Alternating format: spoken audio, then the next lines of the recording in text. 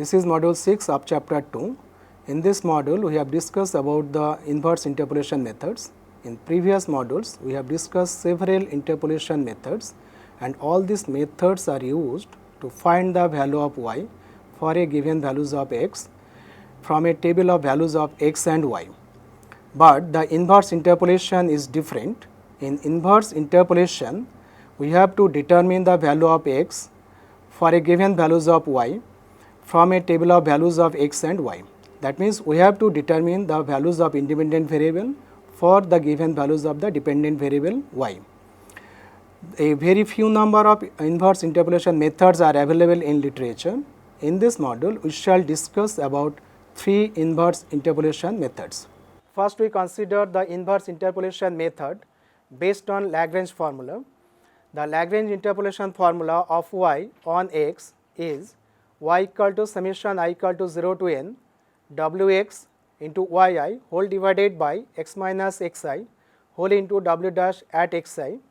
So, from this formula, a polynomial in x is obtained, and hence one can determine the value of y for a given values of x.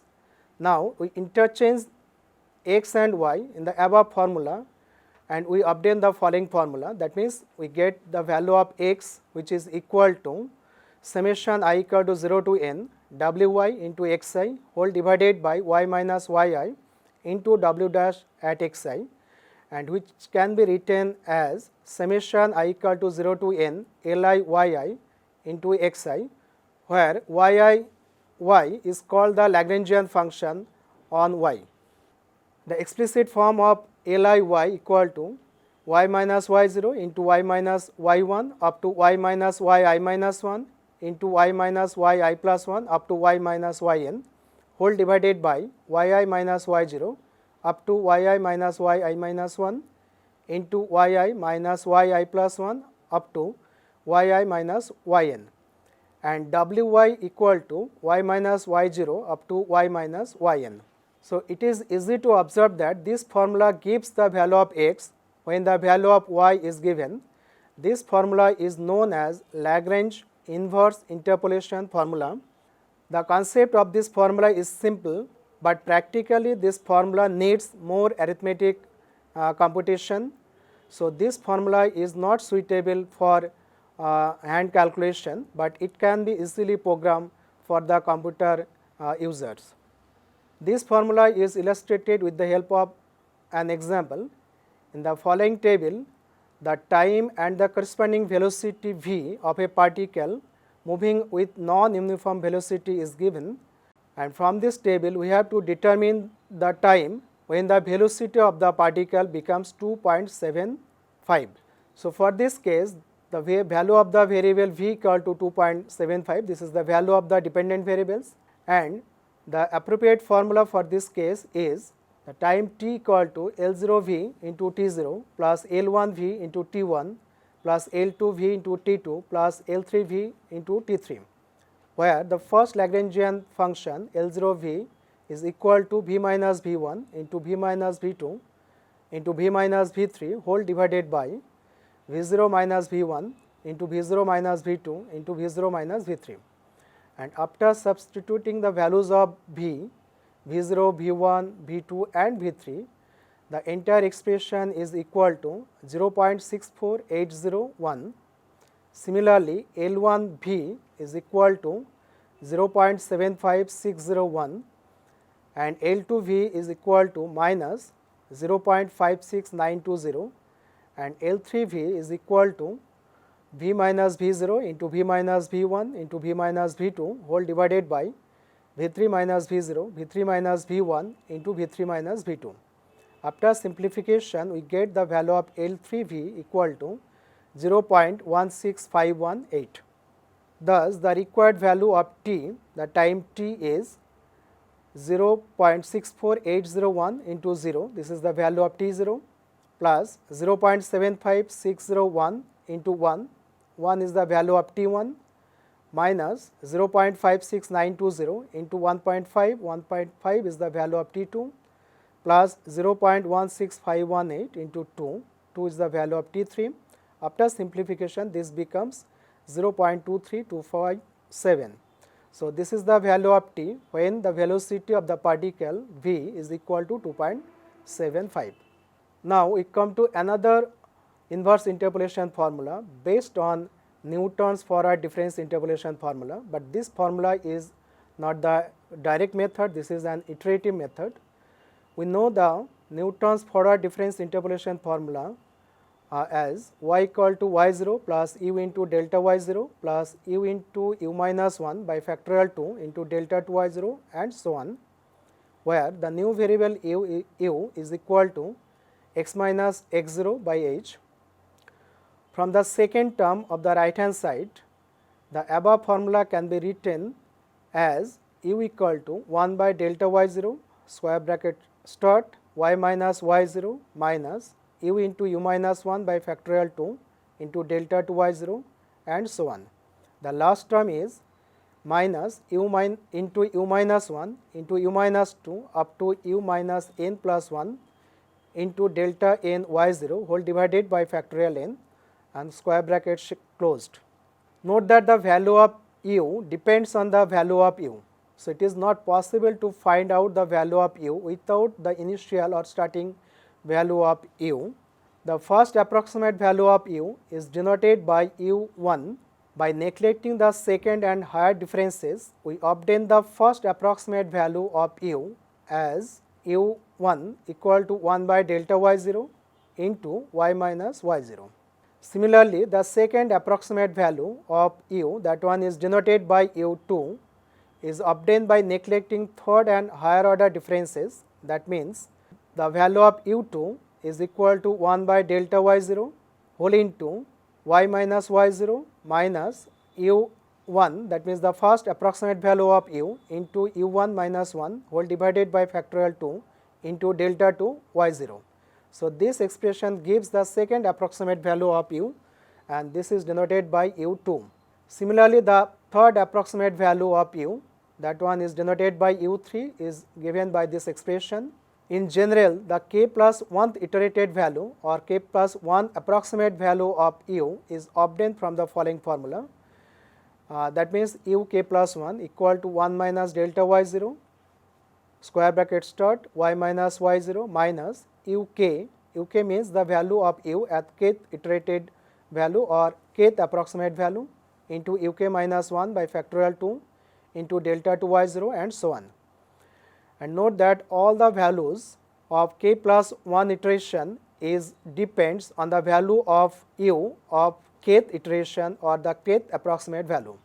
And for this expression, the values of k are 0, 1, 2 and so on.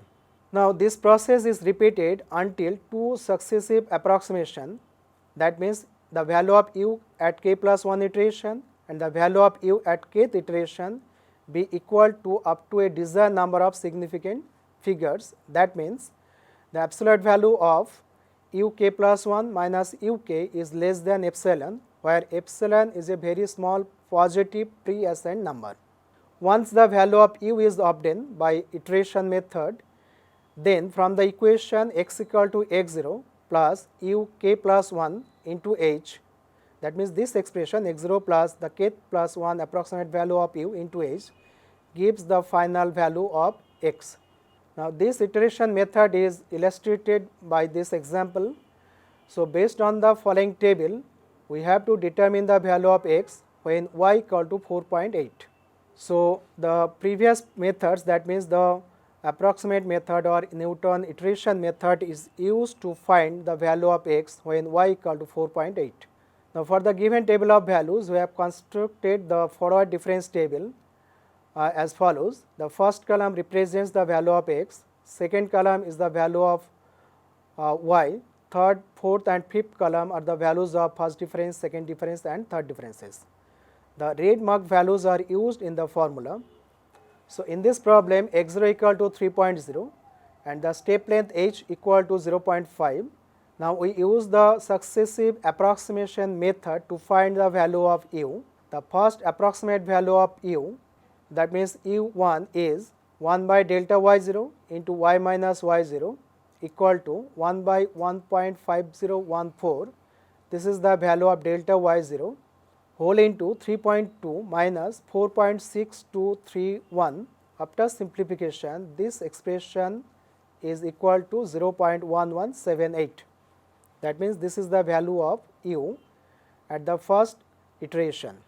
Now, the second approximate value of u, that means u2 is equal to 1 by delta y0 into y minus y0 minus u1 into u1 minus 1 by factorial 2 into delta 2 y0, which is equal to 0.1178 minus 0.1178 whole into 0.1178 minus 1 by 2 into minus 0.1937 whole divided by 1.5014. After simplification, the value of u2 is equal to 0.1111. Similarly, the third approximate value of u is equal to 0.1160. So, we have obtained three approximate value of u, that means u1, u2 and u3.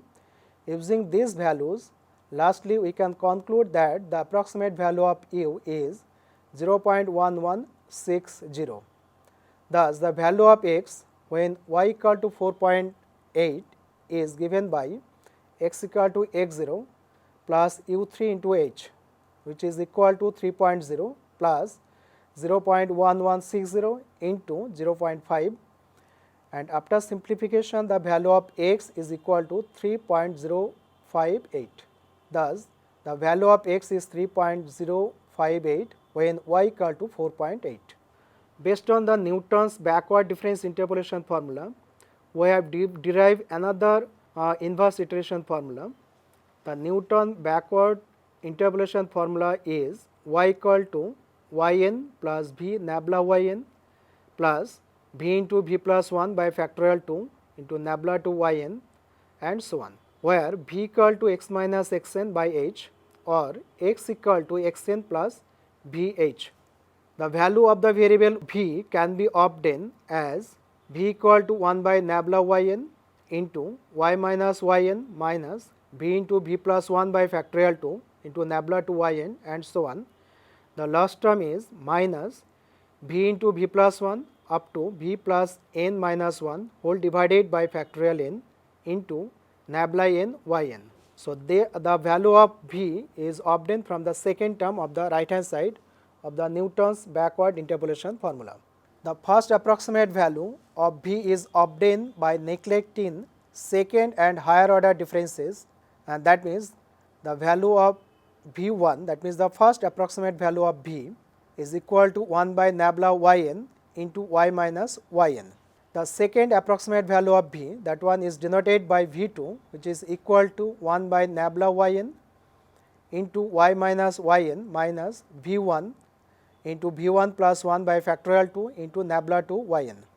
Similarly, the third approximate value of v is denoted by v3, which is equal to 1 by nabla yn into y minus yn minus v2 into v2 plus 1 by factorial 2 into nabla 2 yn minus v2 into v2 plus 1 into v2 plus 2 whole divided by factorial 3 into nabla 3 yn.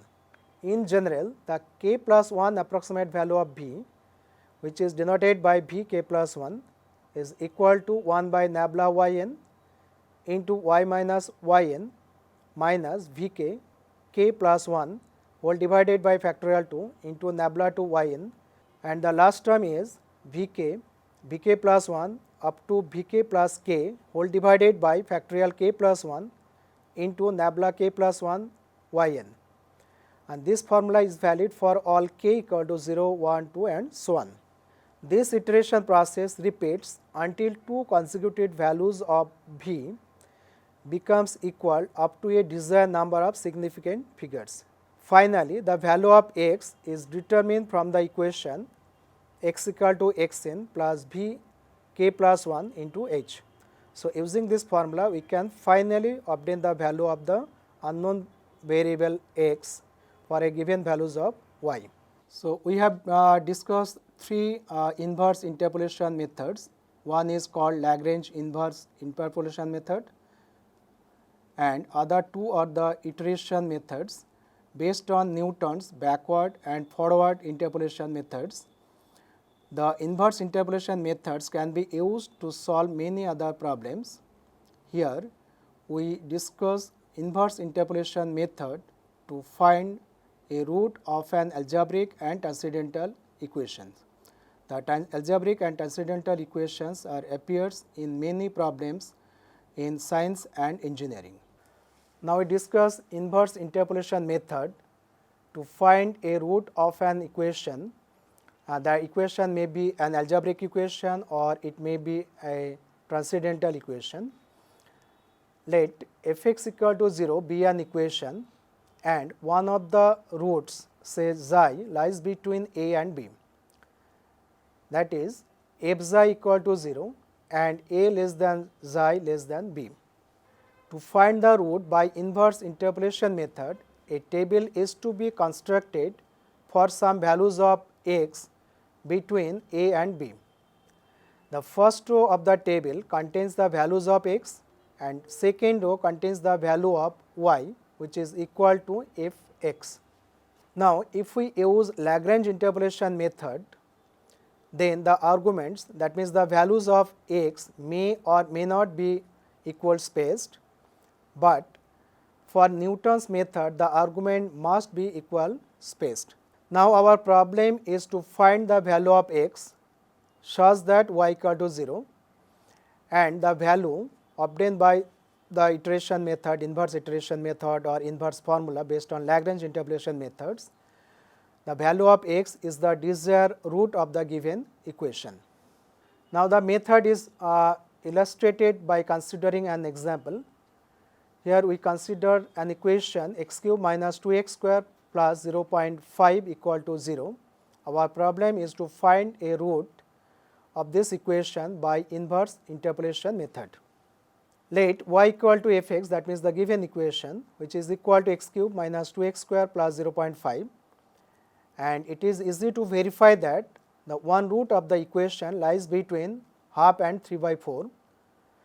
So, for inverse interpolation we have to construct a table, and for this purpose we consider 6 values of x within this interval, and the values of x are taken as 0.50, 0.55, 0.60, 0.65, 0.70 and 0.75, and then we construct the following table.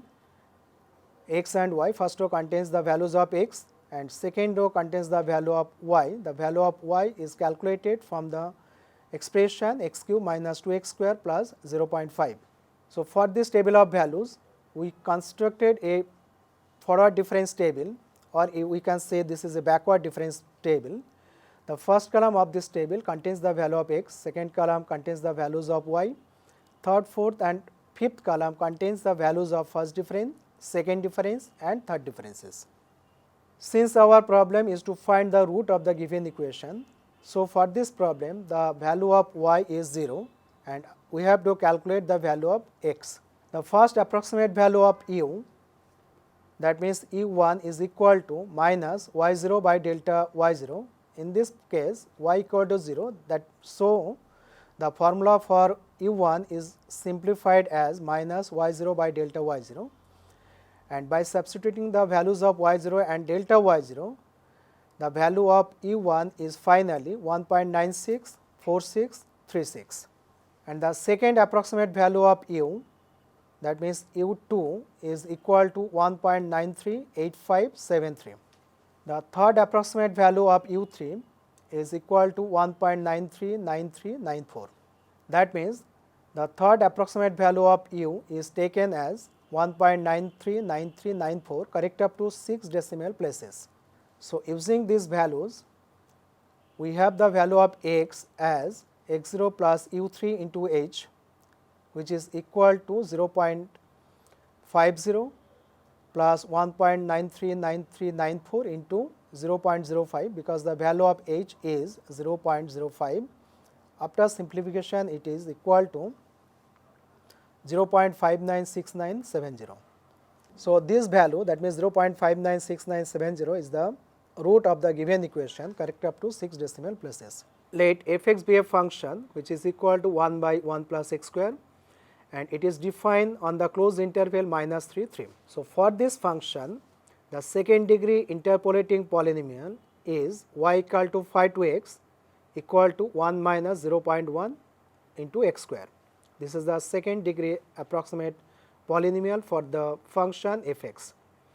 And the fourth degree polynomial, interpolating polynomial, is y equal to phi 4x. Phi 4x is actually the fourth degree polynomial corresponding to the given function fx, and this is equal to 0.15577 u4 minus 1.24616 u to the power 3 plus 2.8904 u to the power 2 minus 1.59232 u plus 0.1, where u equal to x plus 3 whole divided by 1.5. The curve of y equal to fx, y equal to phi 2x and y equal to phi 4x are shown in the next slide. In this diagram, the blue line or blue curve represents the function fx. The red curve, that means the parabolic curve, represents the second degree polynomial phi 2x, and the green curve represents the fourth degree polynomial phi 4x. Note that the value of fx and phi 2x are positive, that means the upper half of the x axis, but the value of the polynomial phi 4x is negative for certain values of x. So, for this function, the fourth degree polynomial gives some negative values for some values of x. That means it is negative when x equal to 2, but the exact value is positive. So, at this point, that means when x equal to 2, the value of f is 0.2, phi to 2 equal to 0.6, that means the error between the exact value and the approximate value obtained by second degree polynomial is 0.4, but the value obtained from fourth degree polynomial, the value is minus 0.01539, the negative value, but the error is 0.195. It may be noted that the functions y equal to fx and y equal to phi 2x are positive all values of x, and it is very natural, but the value of y equal to phi 4x is negative for some values of x. Now, we shall discuss about some methods or some choices of interpolation formulas which are discussed in previous modules based on the given table of values. If the arguments are not equally spaced, then Lagrange, Newton's divided difference or Atkins iteration formula may be used. All this formula needs more computation time than Newton's forward and backward interpolation formula, but the Newton's forward and backward formulas are applicable only when the arguments are equally spaced. This is the one limitation of Newton's formula. The Newton's formula is used when the interpolating points is at the beginning of the table, whereas the Newton's backward formula is used when such point is at the end of the table. Another interpolation formulas are also derived in previous modules. These are Stirling and Bessel formula, and these are called the central difference interpolation formula, and these formulas are useful when the interpolating point is at the center of the table. It can be verified that the Stirling formula gives more accurate result or more better result when the values of x lies between minus 1 by 4 and 1 by 4. The Bessel formula gives better result near s equal to half. That means if s lies between 1 by 4 and 3 by 4. If all the terms of the formula are considered, then all the interpolating formulas gives same results, including the Bessel formula and Stirling formula. In this module, we have discussed three inverse interpolation method. One is Lagrange interpolation method, and other two are iterative inverse interpolation methods based on Newton's forward and backward interpolation formula. The inverse interpolation method is also used to find a root of an algebraic or transcendental equations, but it is seen that this method is not suitable to find a root of an equation, but we have discussed many suitable or very good methods to find a root of an algebraic or transcendental equation in chapter 4. Also, we have discussed the choice of interpolation formula based on the given table of values.